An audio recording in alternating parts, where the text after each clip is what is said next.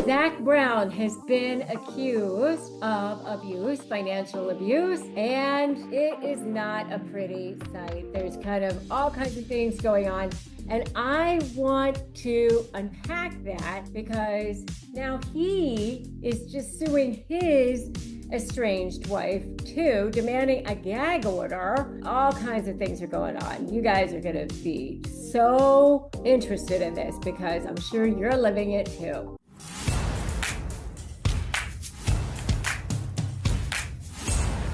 What's going on between Zac Brown and his ex? It kind of seems like a little bit of a DARVO to me, which is deny, attack, reverse, victim, offender. There's things going on where she's accusing him of things, he's accusing her of things. Now he wants a gag order. She's coming out saying he's the abuser, he's the one who's a problem. What I want to explain to you in this video is how you can understand the difference between financial abuse and normal litigation, and how NDAs, which are non-disclosure agreements, can become power moves, red flag smear tactics when you refuse to sign, and exactly how to document coercive control. Okay, plus I'm going to give you some extra little things. All right, so I just want to say a little bit of a disclaimer here. I'm not saying that Zac Brown is a narcissist or his ex is a narcissist.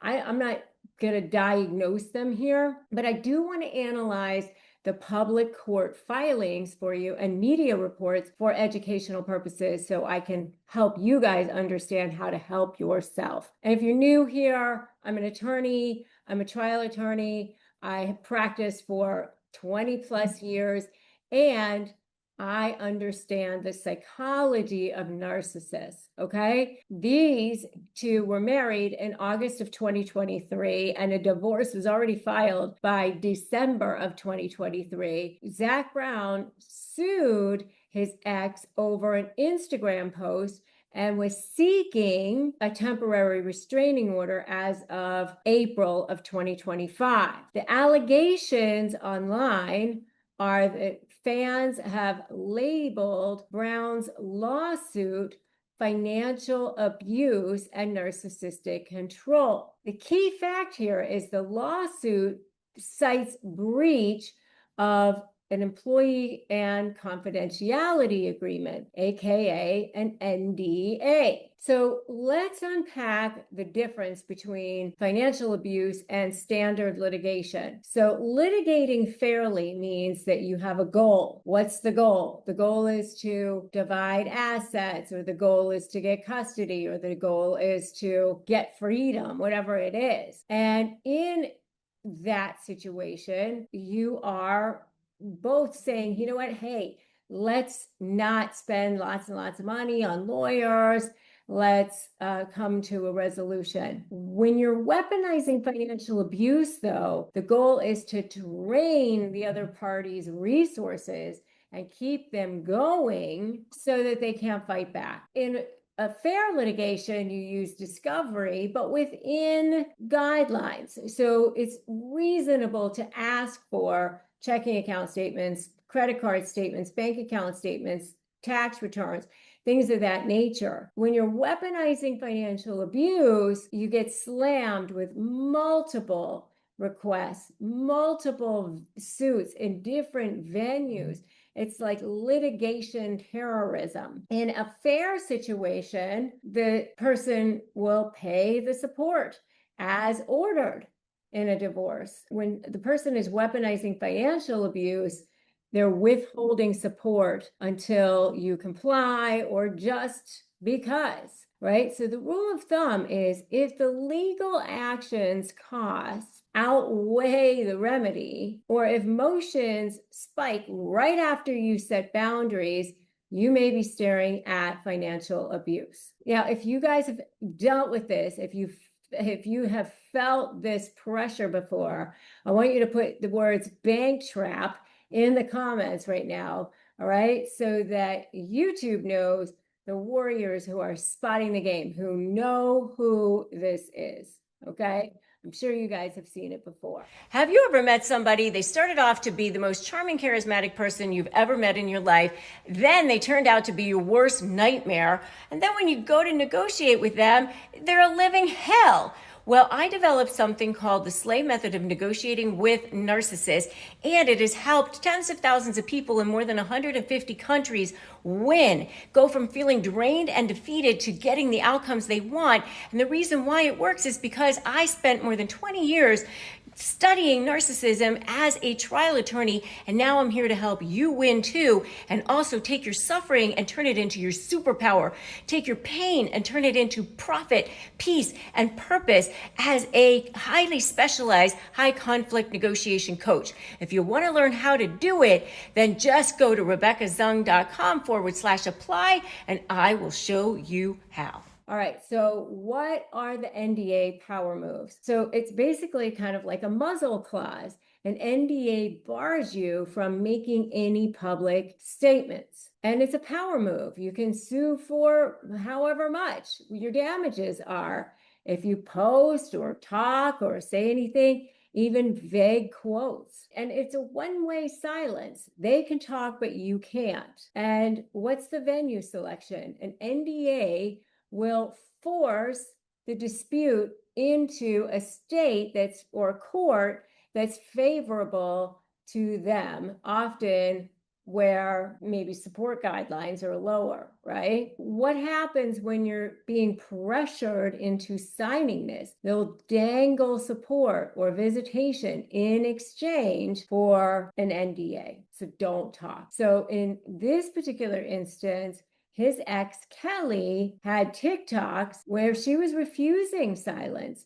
And allegedly, this triggered Zac Brown's restraining order request. And that's classic. Refuse the gag, get the smear. What does this mean? Smear tactics when you refuse. Strategic lawsuits against public participation. That's called a SLAP. And the goal equals silence speech via legal fees. Okay, so what they want to do is silence you via the legal fees. So it's strategic lawsuits against public participation. It's SLAP, SLAPP. What happens after that is public character bombs, leaking information to people, accusing you of revenge, instability, addiction, whatever, abuse. And then the financial freeze comes.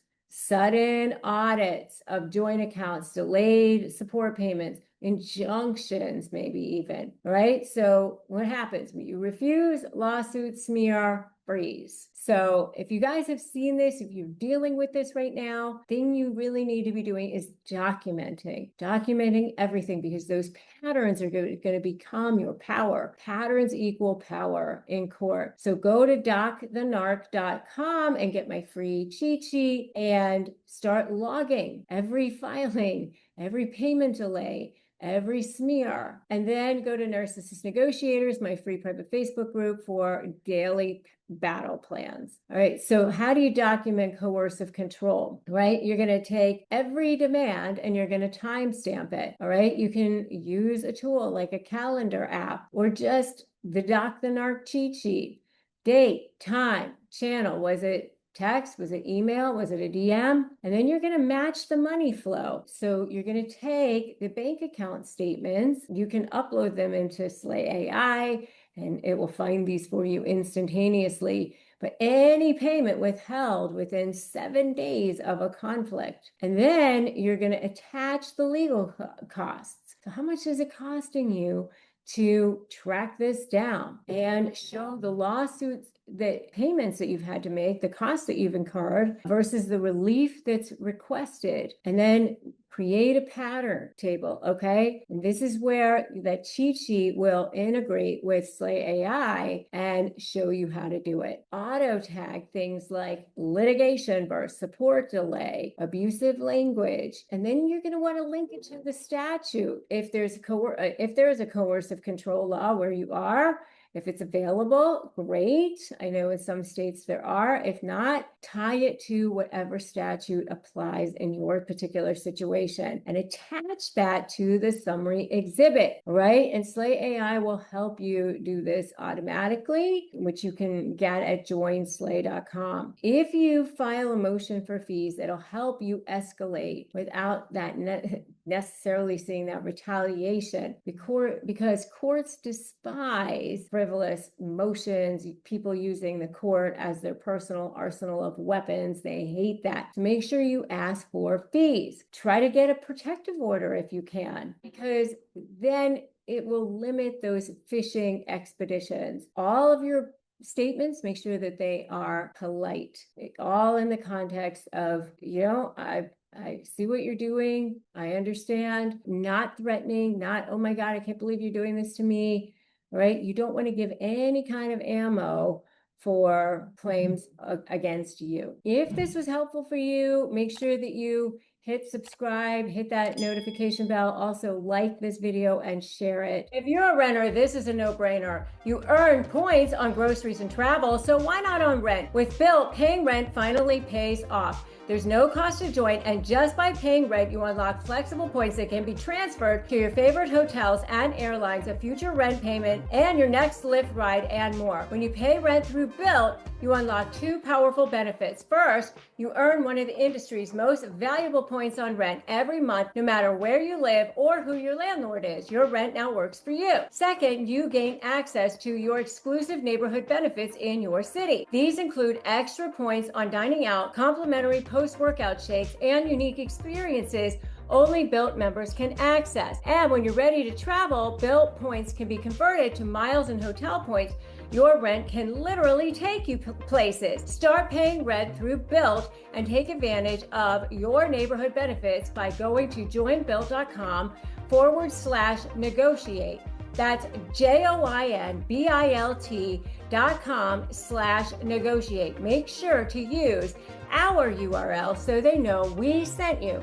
That's joinbilt.com/negotiate. Have you been looking for a natural way to relieve aches or discomfort or stress? CBD gummies from Cornbread Hemp are formulated to work with your body instead of against it. I have really close family members and friends who have dealt with stress or health issues, really severe health issues, and I have seen this work amazing miracles for them. And what I love about their products is that not only does it help relieve discomfort or stress or sleeplessness, but they're actually third-party lab tested and USDA approved, and they're organic, so they ensure safety and purity. And right now, Negotiate Your Best Life podcast listeners can save 30% on their first order. Just head to cornbreadhemp.com/negotiate and use the code negotiate at your checkout. That's cornbreadhemp.com/negotiate and use the code negotiate. Running a retail business is no joke. It is a lot to juggle. That's why I love Shopify Point of Sale, and I use it for shop.rebeccazung.com. It brings it all together. Shopify POS is a unified command center that connects your in-store and online operations, even across 1,000 locations. Customers can shop how they want, endless aisle, ship to customer, buy online, pick up in store, and your staff has all the tools they need to close every single sale. And retention matters too. Shopify POS can help turn one-time buyers into loyal fans with personalized experiences and first-party data. And the results speak for themselves. According to EY, businesses using Shopify POS see 22% better total cost of ownership and an average of 8.9% sales uplift. Want more? All right, check it out at shopify.com/negotiate, all lowercase. That's shopify.com/negotiate. And then the next video that I want you to watch is Financial Hostage, 5 Narcissist Money Traps and how to escape them right now. It's going to be an excellent video for you to watch next, because you will not only be able to spot the traps, but it'll give you some tips and tricks on how to escape them right now. Okay, so get the cheat sheet, docthenarc.com, join the free private Facebook group, And then make sure that you understand that you are the warrior. You are the strong one.